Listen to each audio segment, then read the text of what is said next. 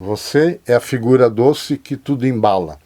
Suas inesperadas declarações de parênteses do futuro que vem de grotas do oceano, de encostas de montanhas de ouro, lado do mundo, de cascatas em degraus, onde o peixe mastiga borbulhas de água e sabe que é feliz por ser rubro. O viscoso momento em suas sílabas é delícia a beber com vagar. Simples, nunca rude, com entradas nas fatias mais sofisticadas do saber, você sabe reverter tudo em encanto da sempiterna disposição de encarar o fato logo ali.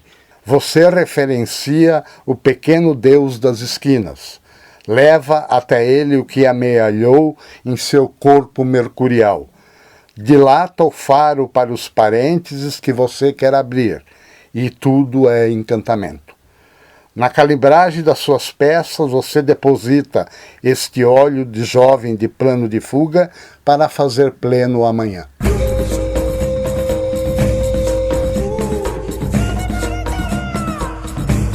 Amigos do Livrada, bem-vindos à primeira entrevista do Livrada de 2016.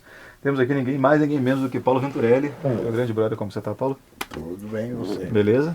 Paulo que lançou no final do ano passado, pela Arte e Letra, Madrugada de Farpas, seu milésimo romance. Não. Sabe contar quantos já foram? Não, livros tem uns 25, 26 por aí. Esse é o segundo ou terceiro romance. É uma história de amor entre esse menino aqui e esse menino aqui, né? Obadiah e o Israel. Menino branco e menino negro que se encontram e se descobrem apaixonados um pelo outro durante o curso de letras da Universidade Federal, onde o Paulo foi professor por 24 anos. Paulo, vou começar a entrevista com um comentário, porque quando eu terminei de ler esse livro, eu publiquei a foto lá no Instagram, e aí um leitor meu, que é gay, ele falou que ele gosta muito de ler literatura gay, mas ele não gosta dos livros, porque ele acha eles muito repetitivos e muito sem substância. Aproveitar e já começar perguntando sobre isso para você, que estudou muito essa coisa da literatura gay, e já poder falar um pouquinho do seu livro também, já vender seu peixe e tal. Como é que ele se difere dos outros romances gays que existem publicados, enfim? Bom, eu também tenho uma percepção assim de que romance gay normalmente é um romance que focaliza os personagens da cintura para baixo, né? Só vale a transa, só vale a fisiologia, e eu procurei fugir um pouco disso, né? Procurei centrar mais no mundo interior dos dois, ou pelo menos do Israel, que normalmente assume mais a narrativa, né? Então eu acho que a diferença do que eu vejo publicado por aí está nisso. É um romance um pouco mais introspectivo, no sentido do Israel analisar sua relação com o mundo. E depois uma outra coisa que me preocupou bastante foi fazer o romance dialogar com outras linguagens, né? Seja música, seja pintura, né? Seja ensaio, porque já que Israel e o Oba são dois leitores devoradores de linguagens, né? Então eu procurei fazer um romance que dialoga com tudo isso, que é algo que eu nunca encontrei nos romances gays, ou assim chamados, que eu tenho lido até hoje. Uhum. Não só esse diálogo com a música, mas acho que o diálogo entre estilos e vozes diferentes nesse livro, a gente tem uma confluência muito grande, né? Uma hora ele está em primeira pessoa, outra hora está em terceira pessoa, uma hora tem uma prosa mais poética, outra hora uma coisa mais descritiva, uma hora o texto assume um tom meio sombrio, e outra hora ele parece mais leve, mais cheio de luz, assim. Você foi montando isso meio que aleatoriamente, ou isso foi parte de um plano maior de fazer realmente um labirinto de vozes? Não, assim? foi proposital isso. Fazia parte do meu plano criar realmente isso que você chama de um labirinto de vozes, né? Porque eu acho muito chato um romance que tem um tom só, ou uma linguagem só. E isso nem é da natureza do romance, digamos assim. O romance, segundo a ótica do Bakhtin, é exatamente essa arena onde se bifurcam, trifurcam muitas vozes da sociedade, né? Então, por isso, a minha preocupação em escrever uma hora do ponto de vista de Israel, outra hora do ponto de vista desse narrador em terceira pessoa, uma hora fazer uma prosa poética, né? Outra hora fazer uma prosa ensaística ou descritiva, né? Às vezes um pouco carnavalesca, como a cena da dança na boate em que eles estão. Então foi realmente intencional da minha parte trabalhar com essas cores diferentes para fazer um romance caleidoscópico. Pelo menos na tentativa eu procurei isso, né? Fazer o romance o mais fragmentado possível, até para chamar o leitor para a leitura, né? Porque no começo eu fiquei meio preocupado. No original eu tinha feito os textos em itálico, em outras fontes, mudava a margem para a margem americana, não a margem tradicional, e nada disso a editora cumpriu, não sei porquê. Mas depois eu acabei gostando, eu falei, não, tudo bem, fica tudo igualado em termos de fonte, mas isso chama o leitor para dentro do livro, e o leitor vai ter que montar mais essa fragmentação toda, porque começa no presente, depois o foco é no passado, depois volta para o presente, e vai para a introspecção do menino, depois vai para a leitura do menino. Então é um mosaico aí que o leitor vai ter que participar bastante, né? Ou pelo menos de alguma forma, para ir montando a narrativa. E sobre o conteúdo dele, a gente vê que ele também é o romance inteiro é uma grande alfinetada, assim, né? Porque é um romance gay, interracial, de um cara que é nordestino e pobre, com um cara que é branco, uma classe média. E isso se passa aqui em Curitiba, que é uma cidade que, embora seja uma cidade com uma cena gay muito viva, é uma cidade muito retrógrada e muito conservadora em várias opiniões, e nessa principalmente, né? Ambientar esse romance aqui significou o que para a sua escrita? Eu quis realmente cutucar onça com vara curta, né? A minha intenção foi dar uma mexida até naquilo que se chama de literatura curitibana, né? Porque me irrita um pouco que haja toda essa parte da população vivendo suas alegrias e seus dramas e nenhum escritor daqui olha para isso, né?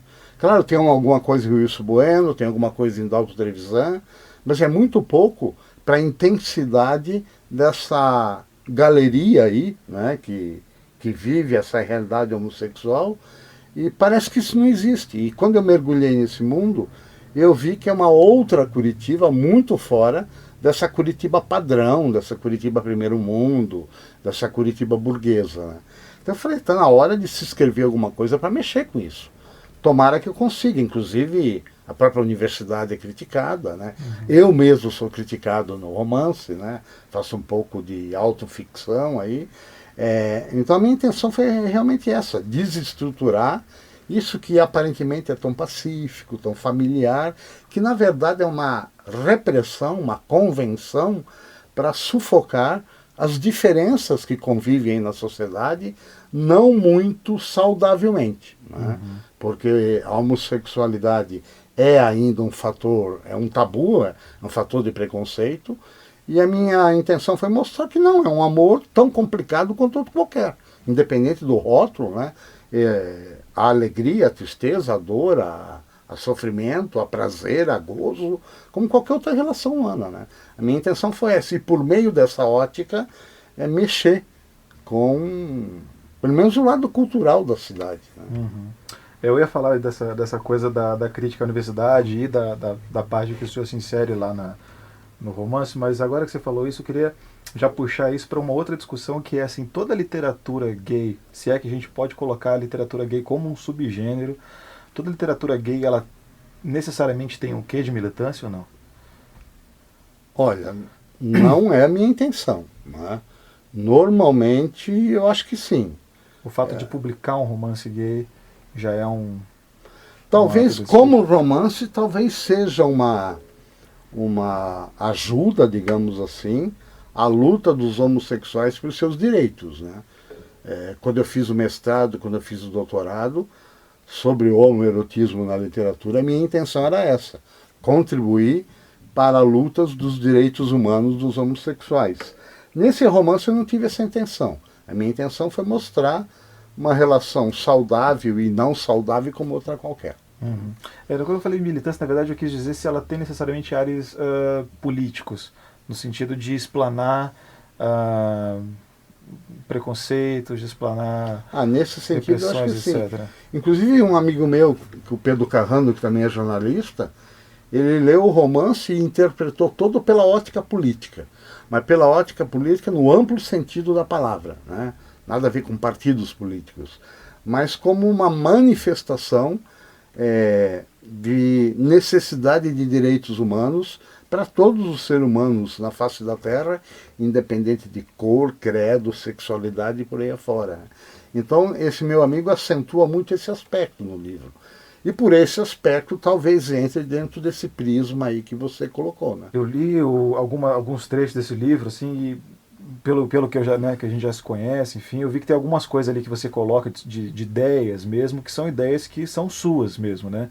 Principalmente no que diz a respeito à leitura, a coisa né, de conhecer vários autores diferentes, a própria alfinetada lá na Universidade Federal, enfim.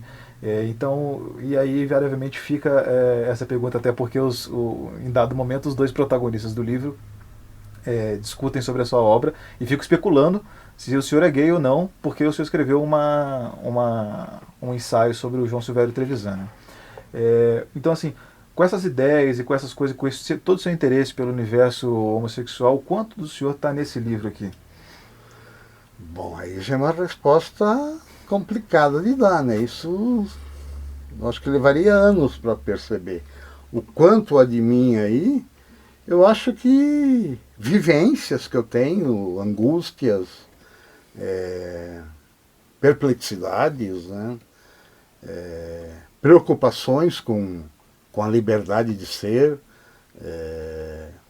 preocupações com a própria sexualidade, né? Que na minha cabeça a sexualidade não é isso que a sociedade vê, né? Essa coisa linear, tranquila, bem dividida, né? O macho de um lado, a fêmea de outro, e aí cruzam e se reproduzem e tudo está resolvido de acordo com a Bíblia, né? Para mim, sexualidade não é isso, é realmente alguma coisa bastante diversa, bastante complicada de se definir, né?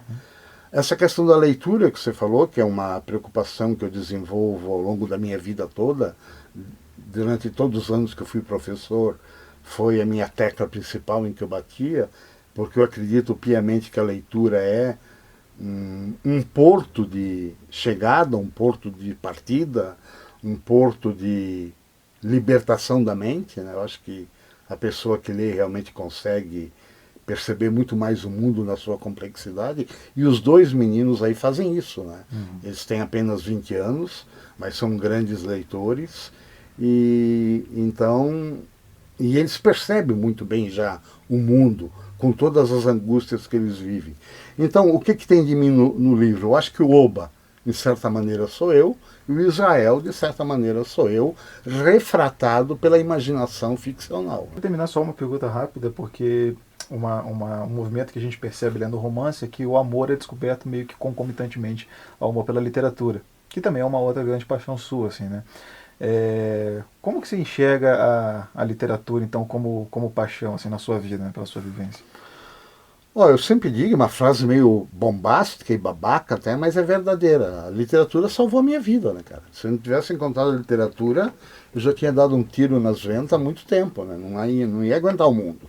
Eu só suporto o mundo e me suporto por meio do que eu leio, né? Que me faz entender um pouco mais essa loucura que é a vida, né? Essa loucura que é viver, essa absoluta falta de sentido para tudo, né?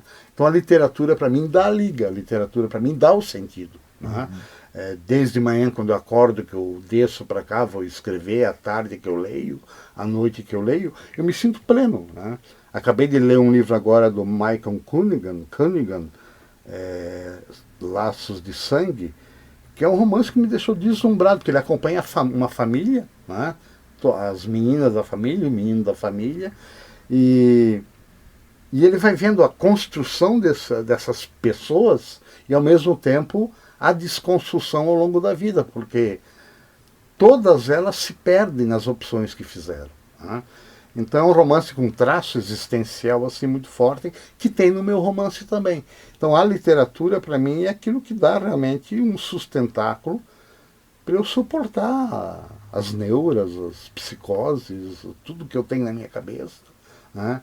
Se não fosse isso, eu, sei lá, seria um zero à esquerda.